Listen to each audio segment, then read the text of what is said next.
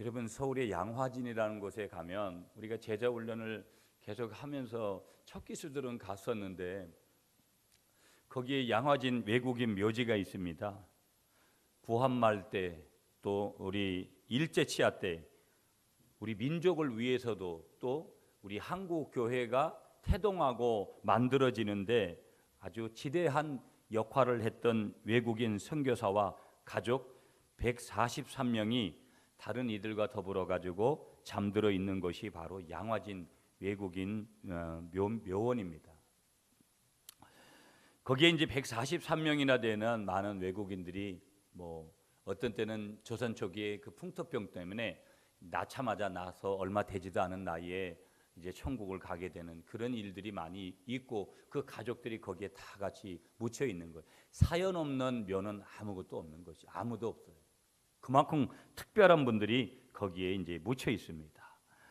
어떻게 보면 그들이 우리 조선 땅을 밟을 그 당시, 지금으로부터 100년이 넘은 그 당시에는 정말 이 한국 땅, 조선 땅을 온다라는 것이 생명을 걸고 오는 것입니다. 미국에서 이 조선 땅에 온다라는 것은 한 달 이상을 걸려야지 오는 거거든요.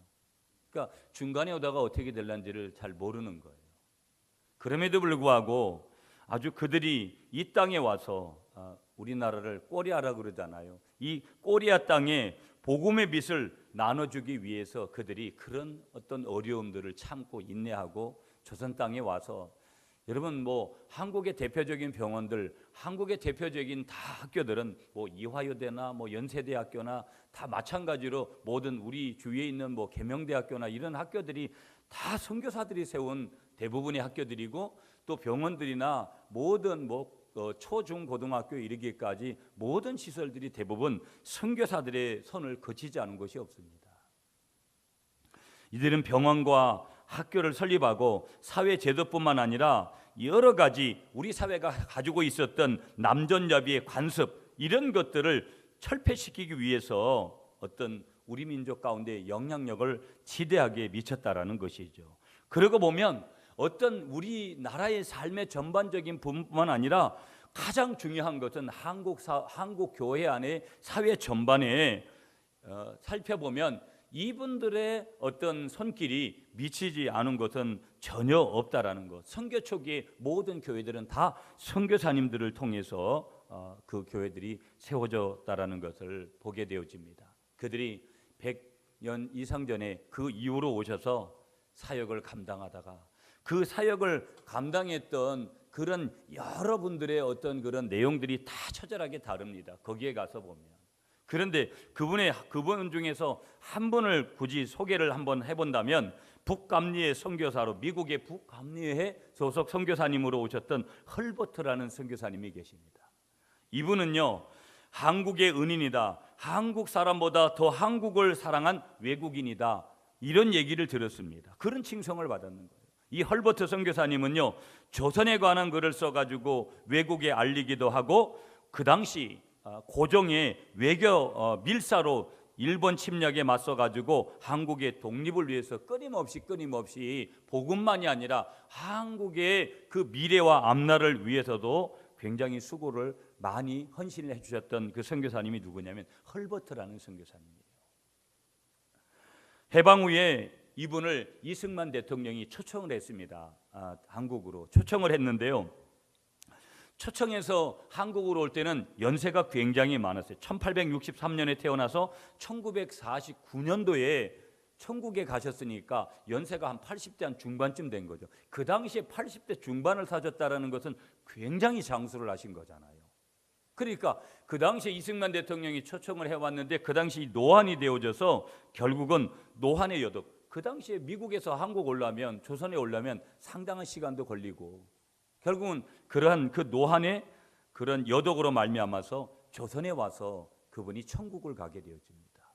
원래 이분은요 웨스트민스터 사원보다 한국 땅에 묻히기를 끊임없이 원했는데 자기가 원한 그대로 한국 땅의 뜻대로 그 양화진에 지금도 묻혀 계시는 거예요. 한국인보다 한국을 더 사랑하는 이 헐버트. 이 헐버트 선교사님뿐만 아니라 양화진에 묻혀 있는, 그리고 이름도 없이 빛도 없이 그렇게 이 조선을 사랑했던 수많은 외국인들, 특히 선교사들, 이 선교사님들의 선교를 통해서 오늘 우리 한국 땅이, 또 이 대한민국이라는 것이 세계에 우뚝 서서 이렇게 서 있는 것이죠. 그들이 왜 그렇게 조선 땅을 온다라는 것이 그렇게 생명을 걸어야 되는 그런 시기였음에도 불구하고 그런 험악한 그런 환경을 뚫고 이 조선 땅에 왔을까? 이유는 한 가지죠. 선교 때문에. 다른 말로 하면 복음 때문이라는 것이죠. 어떤 사람이 자기가 죽어서 천국에 가는 그런 꿈을 꾸었습니다. 천사가 그를 데리고 어떤 오두막집으로 가는 거예요. 그러면서 뭐라고 얘기를 하냐면, 이 집이 당신이 살 집입니다. 그렇게 하는데 보니까, 그 집을 보니까 너무나 이 사람이 초라하게 보이는 거예요. 그런데 이 사람이 옆에를 살짝 보니까, 옆집을 보니까 그 옆집은 대궐 같은 집이 이렇게 딱 있는 거예요. 그래가지고 이 사람이 천사에게 질문했습니다. 천사님, 저 집은 누구의 집입니까? 하고 물으니까 바로 천사가 뭐라고 대답했냐면, 당신 옆 동네에 사는 가난한 의사의 집입니다. 그렇게 얘기를 하는 거예요. 그러니까 이 사람이 꿈속에서도 너무 화가 나는 거예요.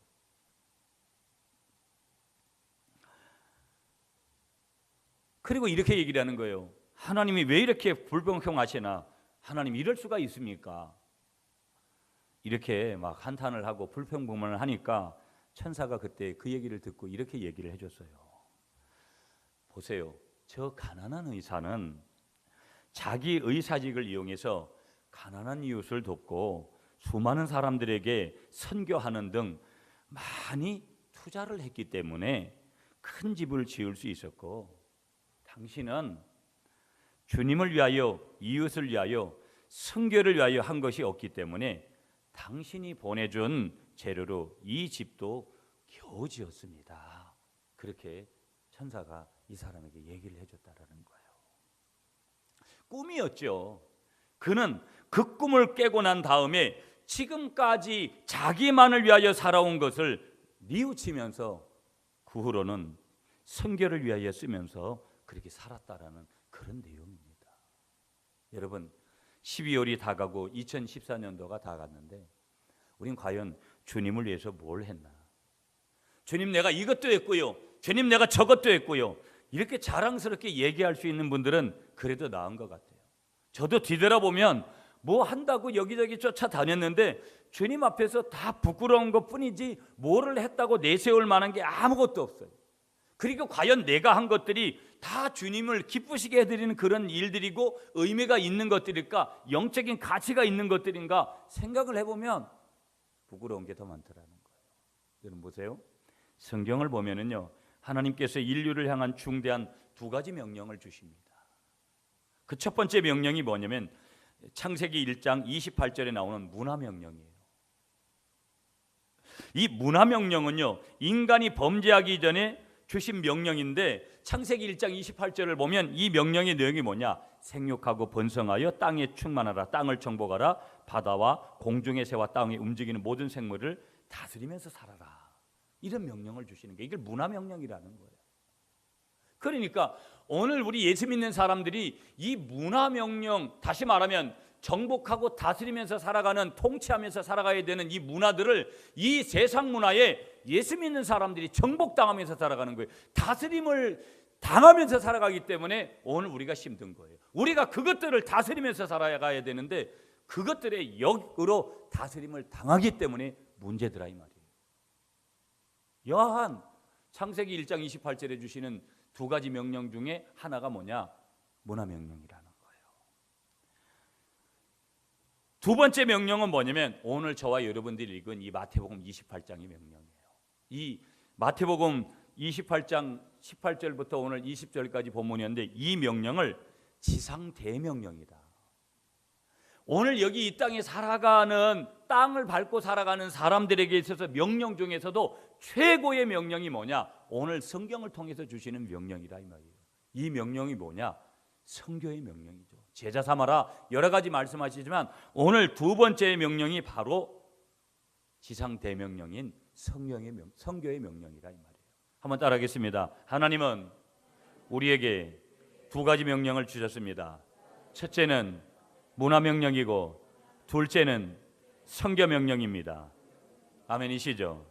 여러분 오늘 본문 마태복음 이제 28장 18절부터 20절 말씀을 보면은요, 여러분 특별히 모든 족속으로 제자를 삼아 아버지와 아들과 성령의 이름으로 세례를 주고 내가 너희에게 분부한 모든 것을 가르쳐 지키게 하라. 볼지어다 내가 세상 끝날까지 너희와 항상 함께 있으리라. 그런 말씀을 주십니다. 이 복음 명령에 순종한 사람들에 의해서 복음이 우리에게 전해진 것이고, 아까 양화진에 묻혀 잠자고 있는 그분들을 통해서, 그분들을 중심한 분들을 통해서, 또 지금도 이 복음 명령은 교회와 우리의 모든 그리스도인들에게 주어져 있기 때문에 우리는 선교를 통해, 전도를 통해 영혼을 구원하는 일에 투자하며 살아가야 된다라는 것을 오늘 주님께서 오늘 본문을 통해서 지상 명령을 통해서 저와 여러분들에게 말씀을 주시는 줄 믿습니다. 자, 그러면 오늘 성경으로 가서 18절 말씀을 한번 같이 읽어 주시기 바랍니다. 여러분이 18절 말씀을 다 같이 읽어 주십시오. 시작.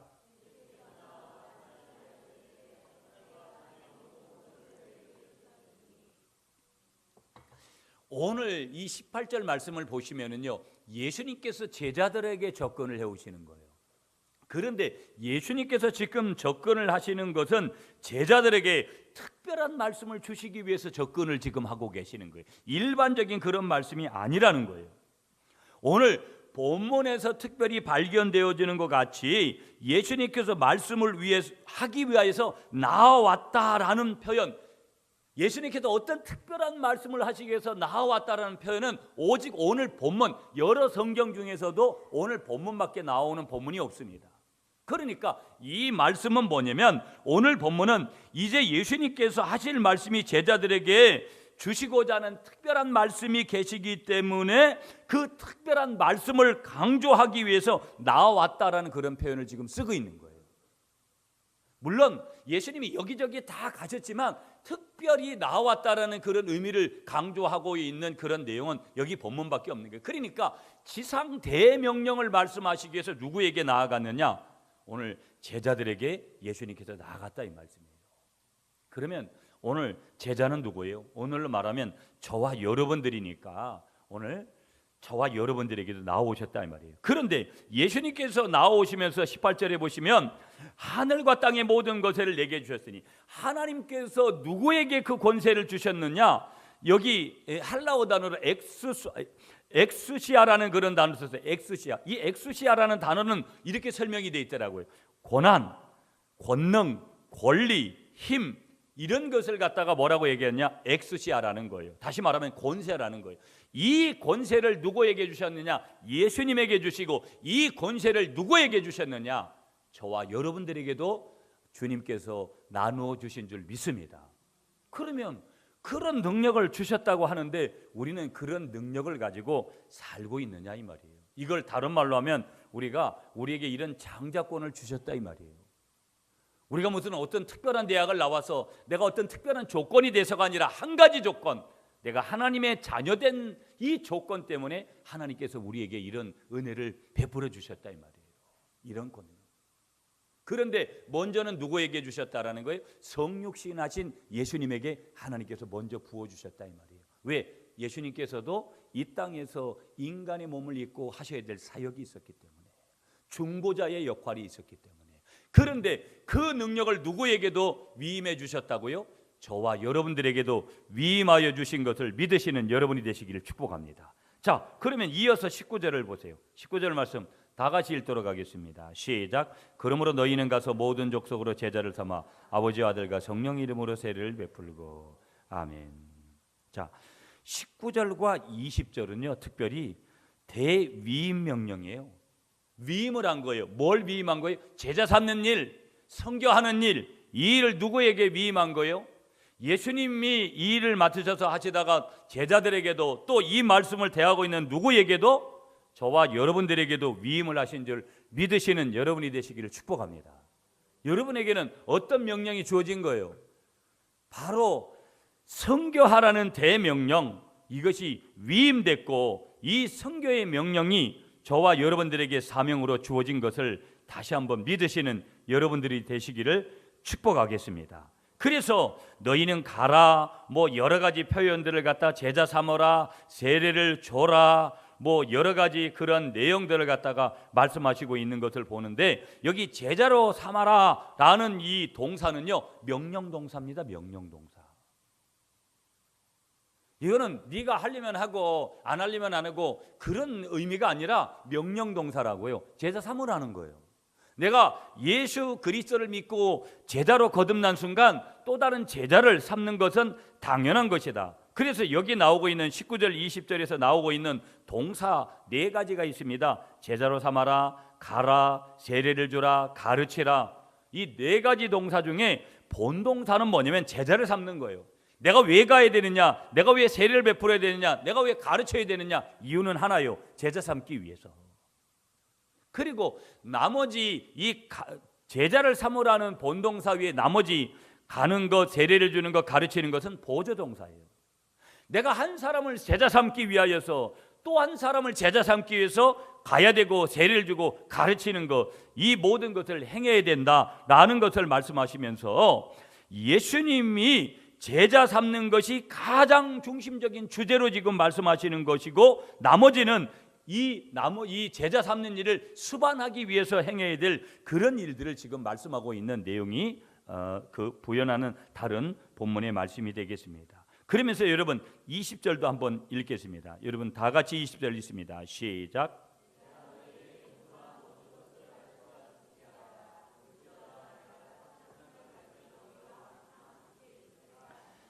아멘. 내가 너희에게 분부한 모든 것을 가르쳐 지키게 하라. 그러니까 예수님께서 공생의 기간 동안 제자들에게 명령했던 바로 그 모든 말씀들, 각각의 계명들, 그 모든 것들을 다 소중한 것들이기 때문에 어떻게 해야 되느냐? 나만 알고 있는 것이 아니라 가르쳐가지고 지키게 해라.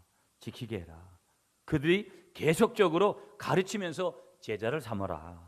그렇게 말씀하시면서 여기 중요한 말씀하세요. 내가 세상 끝날까지 너희와 항상 함께 있으리라. 이게 얼마나 중요한 말씀인지 몰라요.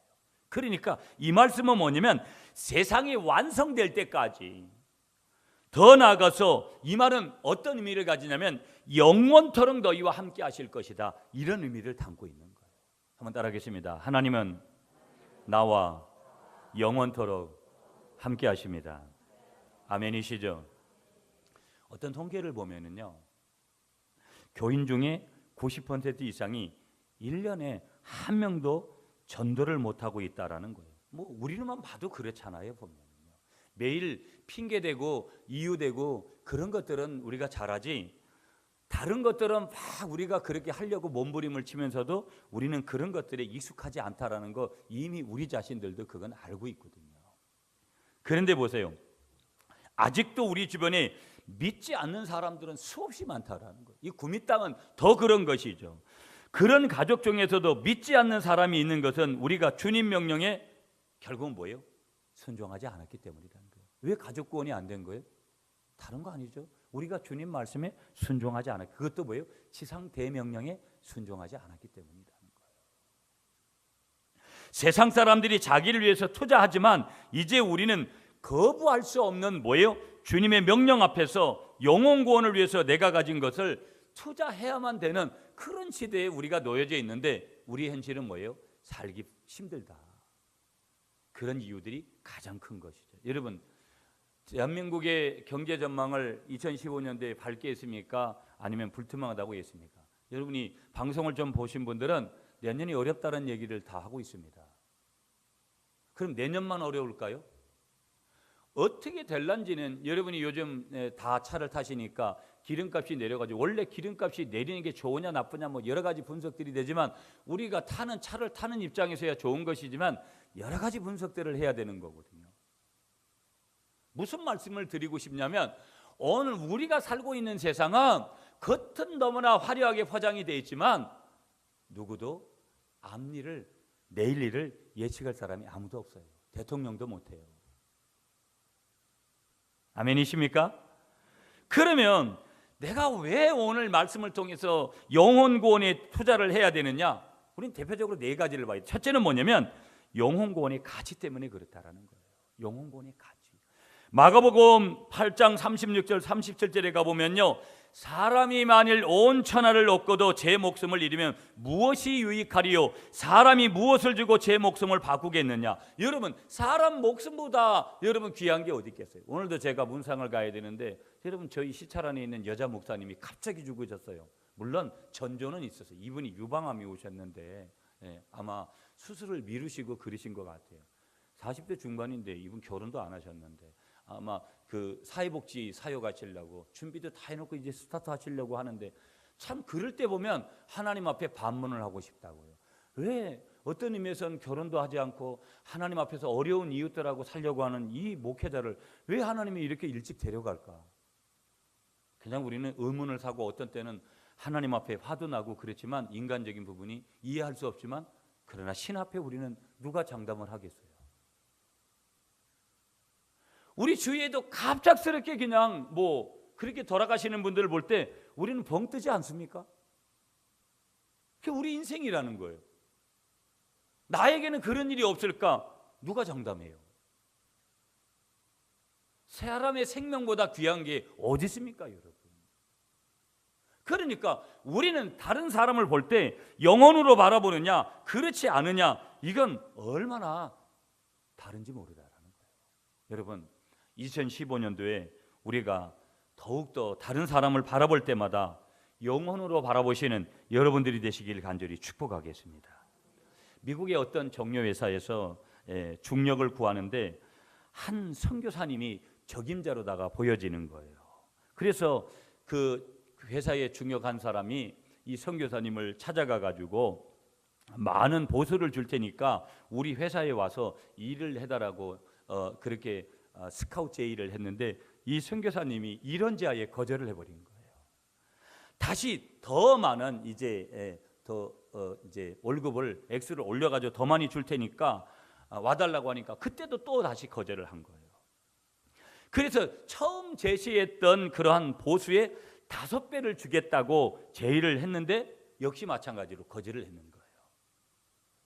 이 중역이 이 선교사님한테 물었습니다, 여러분. 무엇이 선교사님 불만입니까?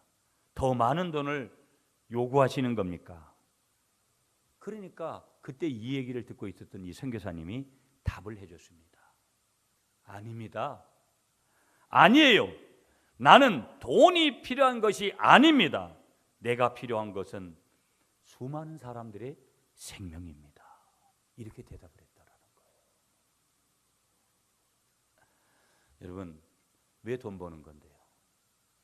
제가 예전부터 그런 얘기해요. 예수 믿는 사람들은 남 주기 위해서 돈을 번다. 여러분, 이게 쉽게 인정되는 거 절대 아니거든요. 성경은 예수 믿는 사람들은요, 돈을 벌어도 돈의 목적이 돼서는 안 된다라는 거예요. 지식을 얻어도 지식이 목적이 아니라는 거예요. 권세를 얻고 인기를 얻는다면 권세나 인기가 목적이 아니라는 거예요. 누구에게 있어서? 오늘 예수 믿는 우리들에게 있어서의 정체성, 아이덴티티가 바로 이런 데 있는 게 아니라는 거예요. 예수 믿는 사람에게도 돈 필요합니다. 여러분, 교회가 돈 없이 됩니까? 선교가 돈 없이 됩니까? 그러나 돈이 목적이 아니라는 거예요. 성도가 성공을 해야 하는 것도 전도하여 영혼을 더 많이 구하기 위해서 성공을 하는 것이고요, 선교하기 위해서 우리가 선교하는 것이, 우리가 성공해야 되는 것이지, 내가 성공하고 내가 사업을 해서 내가 무엇을 해서 성공하는 것이 그저 먹고 사는 문제에 국한되는 거라면 그건 성공해야 될 이유가 없어요, 성경적으로는. 아멘이십니까? 두 번째, 왜 영혼을 위해서 투자해야 되느냐? 첫 번째는 영혼의 가치 때문에 그렇다. 그게 귀하다라는 거.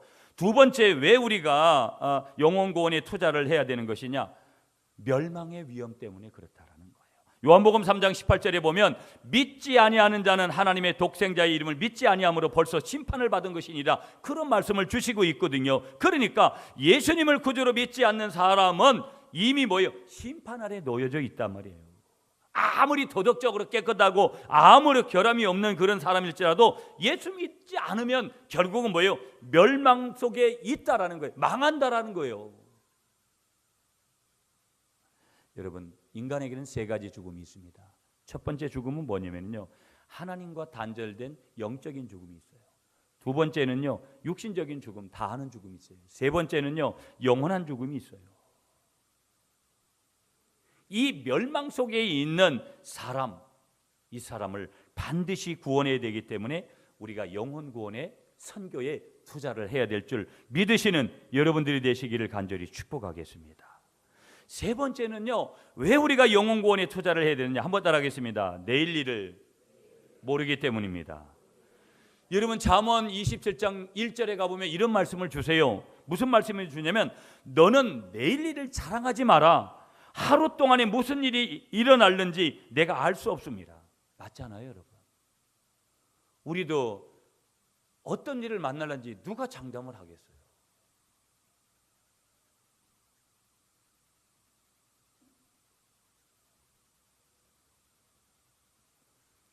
사람은요, 한 채 앞 앞일을 내다보지 못하기 때문에 얼마나 살게 될지 모르는 거예요. 예수님께서 말씀하시잖아요. 어떤 부자가 많은 재물을 창고에 가득 쌓아두고는 여러 해 쓸 물건을 쌓아두었으니 평안히 이제 살자. 야, 이제 좀 살만하게 됐구나. 한번 즐기면서 그렇게 살아보자. 그때 그날 밤에 하나님이 그 영혼을 불러가 버리시잖아요.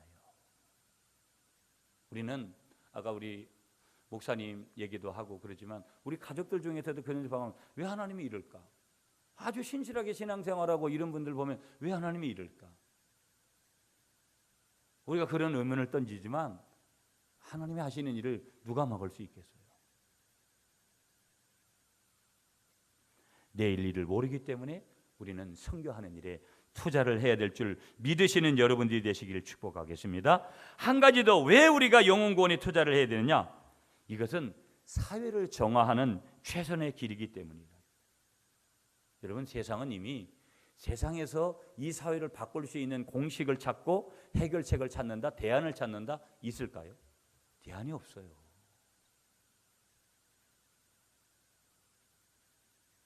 오늘 우리 사회를 정화시킬 수 있는 사람들이 일반 사회에 있다고 생각하면 착각이에요.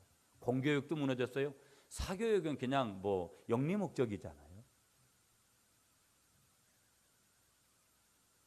오늘 우리 사회를 정화시킬 수 있는 유일한 것은 복음인 줄 믿습니다. 그래서 우리가 선교를 해야 되는 거예요. 아멘이시죠?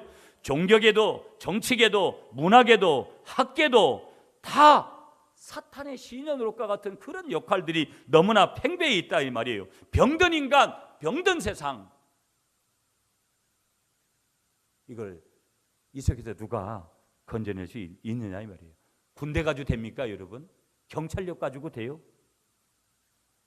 병든 인간이 사회를 병들게 하기 때문에 사람을 구원해야 그 속에서 참된 변화가 일어나게 되는 줄 믿습니다. 영혼 구원이에요. 그래서 우리가 영혼을 구원해야 되는 이유가, 성도에게 있어서 그래서 선교가 얼마나 중요한지 몰라요. 왜 그러면 우리 예수님께서 지상 대명령으로 주셨으니까. 그러니까 교회가 여러분 선교를 하지 않는다. 여러분, 저는 우리 교회가, 저희 교회가 이렇게 규모가 적은데도 살림살이를 유지해 갈 수 있는 유일한 부분들은 저는 하나님께서 선교하는 교회이기 때문에, 그래도 어떻게든 어렵다 그래도 하나님이 항상 그때마다 하나님께서 피할 길을 주시듯이 우리에게 물질적인 그런 부분들을 다 해결하셨어요. 왜 그럴까 이렇게 생각하면은 항상 우리는 다른 교회보다는 그래도 전투적으로 우리가 선교를 하는 교회거든요. 이게 가장 중요한 거고. 오늘 우리가 선교 주일이에요. 여러분 보세요. 다 먹고 살기가 얼마나 어려운지 몰라요. 우리 교인들도 보면 다 살기가 어려운 거예요. 여러분, 이 살기 어려운데 지금 보세요. 다 내년 가면은 우리가 지금 먹고 사는 게 풀릴 것 같냐? 그렇지 않아요. 그럼 우리는 그렇게 생각해야 돼요. 먹고 살기 힘들기 때문에 헌금도 안 하고 선교도 안 하고 그러면 제일 좋은 것 같아요. 그러면 그냥 모든 것들에 다 해결을 낼 것 같아요. 여러분, 11조의 원리와 헌금의 원리를 아는 사람들은요, 헌금 안 하면 몇십만 원 아끼면 여러분 내가 그거 갖다가 거기에 대체해 놓으면 그거 될 것 같이 생각하잖아요. 절대 그런 원리는 성립이 되지 않아요. 이런 어리석음에 속고 살면은요, 이 원리를 따라, 하나님의 그 원리를 따라 살지 않으면 반드시 후회하게끔 돼 있는 거예요. 더더군다나 미래적인 저축에서는 아무것도 없는 거예요. 우리는 항상 어려울 때 남들을 섬기는 것도요, 우리가 항상 어려울 때 하는 게 얼마나 중요해요. 여러분, 내가 남이 저 사람 되게 어려운데 남한테 밥 한 끼를 샀다고 생각해 보세요. 굉장히 그게 의미가 있는 거예요. 근데 저 사람은 충분히 사고도 남아요. 그런데도 안 사는 경우도 있고, 어쩌다가 뭐 그냥 하다가 또 사줘도 그래도 수준이 없는 그런 것들을 하면 있는 게 더하다고 우리가 욕할 때도 있잖아요. 하나님의 원리도 영적인 원리도 똑같아요. 내가 풍족하면 뭐를 하겠다. 하나님은 그런 원리를 말씀하시지 않아요. 구약의 원리도요, 하나님 앞에 제사로 나아갈 때도 어떤 사람은 염소로, 어떤 사람은 양을 통해서, 어떤 사람은 소를 통해서 나가지만 정말 가난하고 그러면 비둘기라도 가져오라는 거예요. 가져오지 말아라, 이런 원칙을 하나님께서 말씀하시지 않았어요. 과부의 두렵돈을 예수님께서 귀하게 보신 것은 액수는 적은 거예요. 그러나 그 마음의 중심을 보신 거예요. 이게 얼마나 우리에게 중요한지 몰라요, 이 원리가. 여러분, 선교하는 일에는 가차없이 우리의 모든 것을 드릴 수 있는 여러분들이 되시기를 간절히 축복하겠습니다. 그래서요, 며칠 전에 박춘봉이라는 사람 아시죠, 여러분? 토막살인, 이런 사람들이 계속해서 나와요, 여러분. 그전에도 계속해서 나왔잖아요. 끔찍하죠.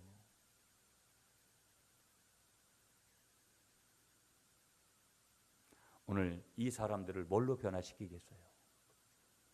사람은 다 거기서 거기거든요. 복음만이, 선교를 통한 복음만이 그들을 변화시킬 수 있는 유일한 것이 됨을 믿으시는 여러분들이 되시기를 간절히 축복하겠습니다. 그러니까 내가 무엇에 투자하면서 살 것이냐. 누가복음 16장에 가보면은요, 부자가 세 가지 특성이 나오는데 이런 거예요. 지금도 그렇게 우리는 생각할지 몰라요. 부자의 세 가지 특성이 뭐냐? 첫째는 비싼 옷을 입는다라는 거예요. 둘째는 뭐냐? 날마다 즐기는 생활이라는 거예요. 셋째는 호화스러운 그런 생활을 하더라는 거예요. 여러분, 저는 늘 그런 얘기를 해요. 예수 믿으면 여러분 그런 거 하세요. 좋은 집에도 살고 좋은 차도 사고 좋은 입도, 아니 인생을 한번 살아가는데 나는 그런 거 안 하고 싶다고, 그것도 바보예요. 너무 지나친 허례 의식도 문제지만 유형면 좋은 옷도 한번 입어보고 사는 게 그게 인생이죠. 뭐. 그게 하나님 앞에 장자로 누리는 것 아니겠어요? 그러나 그것만이 목적이라면 그건 인생을 잘못 사는 거고 신앙인의 도리가 아니라는 거예요. 반드시 뭐가 선행돼야 되는 거예요? 남을 위한, 더더군다나 남을 위한 것보다도 하나님을 위한, 하나님이 원하시는 그 마음 속에서 우리가 살아가는 거, 그게 얼마나 중요한지 모르더라는 거예요. 그걸 다른 말로 하면 지상대 명령 앞에 우리가 뭐 하는 거? 순종하는 거. 그게 얼마나 중요한지 모르더라는 거예요. 여러분, 지난 주간에 2015년도 선교헌금 작정을 위한 안내서를 이렇게 내드렸어요. 그리고 여러분이 한번 읽어보셨는데요. 저희 교회가 여하튼 우리 박명환 선교사님하고 대략 한 150만 원 가깝게 아마 매달 선교를 해요. 구미 시내 안에 우리 같은 규모 있는 교회가 그렇게 하는 교회 하나도 없습니다. 우리 통합적 교회 안에서도. 왜 이 말씀을 드리냐면, 남한테 얘기하면 쓸데없는 자랑이 될 수 있고 교만이 될 수 있지만 여러분들에게 이 말씀을 소개하는 것은 여러분이 그만큼 귀한 사역을 감당하고 있다는 거예요. 저희 교회가 이제 만 12년을 향해서 달려가지만 잘하는 몇 가지를 꼽는 것 중에 하나가 선교예요. 어떻게든 저떻게든 지금까지 선교 하나만큼은 어느 교회에 뒤지지 않게끔 그렇게 해왔어요. 전투적으로. 앞으로도 마찬가지로 그렇게 전투적으로 행하려고 하고요. 그런데 저는 이런 전투적인 행함이 어떻게 보면 우리에게 필요한 쓸 것들을 항상 하나님이 공급하셨다. 저는 그런 신앙 고백을 드릴 수 있어요. 무슨 얘기냐? 심지 않은 것에 열매가 절대 없어요. 심었기 때문에, 어려운 가운데서도 심었기 때문에 하나님이 교회를 지키시고 가정을 지키시고 우리를 지키셨다. 저는 그렇게 봐요. 그러므로 오늘 우리가 여러분 주보에 나와 있는 대로 우리 교회 개척에 5가지 비전이 있습니다. 그 중에 하나가 뭐냐? 선교의 명령에 순종하는 교회. 이건 주님이 주신 명령이에요. 이건 어떤 모든 교회를 포함한 모든 교회들에게 주시는 그런 명령이라는 거예요. 지난 한 해 동안도 이 명령 앞에 우리가 많이 순종했죠. 여러분, 아까도 좀 전에 말씀드렸지만 우리가 살기가 얼마나 어려운지 몰라요. 내년은 더 어려워질 수 있어요. 그러나 하나님 앞에 하는 것은 항상 역으로 하셔야 돼요. 여러분이 굉장히 영적으로 중요한 원리예요. 여러분이 힘들고 어려운 일이 있으면 하나님 앞에서 더 잘하시라 이 말이에요. 이게 굉장히 중요한 원리예요. 사람들은요, 일반 원리가 뭐예요? 경제가 어려워지면 허리띠를 졸라매라는 거예요. 영적인 원리는 뭐예요? 생활이 어려우면 어려울수록 하나님 앞에는 더 후하게 드리는 거예요. 굉장히 중요한 원리예요. 이 원리를 터득하면 우리는 반드시 어떤 삶에서든지 역행하며 살 수 있는 힘이 거기서 나오는 거예요. 지금까지 우리가 살면서 그걸 못 느꼈다면 이게 없으면 매일 계산적으로 살아가는 거예요. 여러분의 계산을 내려놓으시고요. 오늘 이 지상 대명령 앞에 순종하시는 여러분이 되시기를 한 번 더 축복하겠습니다. 여러분, 성경은요, 성경이 무슨 책일까 하면 선교의 책이라는 거예요. 주님은 성경에 오늘 이 마태복음 28장의 이 한 말씀만 붙들어도 이건 대명령이기 때문에 명령 중에서도 가장 큰 명령이기 때문에 이 명령은 어떻게 해야 되느냐? 우리는 절대 순종해야 되는 거예요. 교회는 반드시 절대 순종해야 될 것이 무엇이냐? 오늘 이 본문의 마태복음 28장을 통해서 주시는 메시지라는 것을 기억하면서 반드시 우리가 가는 선교사가 되든지 보내는 선교사가 되든지 반드시 선교하는 사람이 되어야 된다. 한번 따라하겠습니다. 나는 선교하는 사람이 되어야 합니다. 선교의 최종 목적이 뭐라 그랬어요? 제자를 삼는 거예요. 이 땅에 있는 사람들만이 아니라 우리가 어디를 가든지, 우리가 10주년 기념교회가 곧 완전하게 결정이 진행될 것 같아요. 제가 그쪽도 부담하라고 제가 계속해서 자기들도 지금 기도하고 있나 본데요. 여하튼 어디가 정해졌든지 저희들이 계속해서 선교를 하고 국내 선교든 국외 선교든 저는 개인적으로 여러분 이 미자립교회, 저희도 미자립교회였습니다. 자립이 안 된 교회였거든요. 우리 노예 안에도 이 미자립교회들이 굉장히 많아요. 저는 평생 제가 목회를 마칠 때까지 미자립교회 300교회를 돕는 게 제 목표거든요. 내가 하려고 하면 하나님이 도와주시겠죠. 지금도 우리는 그렇게 하려고 그렇게 방향성을 자꾸 그렇게 가고.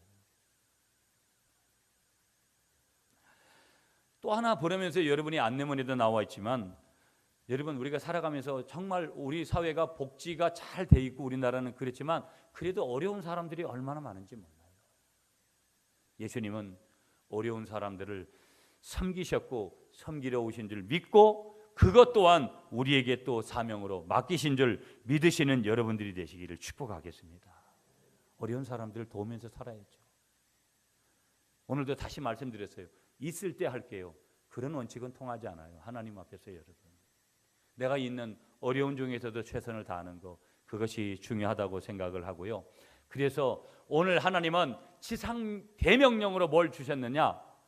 선교하도록 우리에게 선교의 명령을 주신 줄 믿습니다.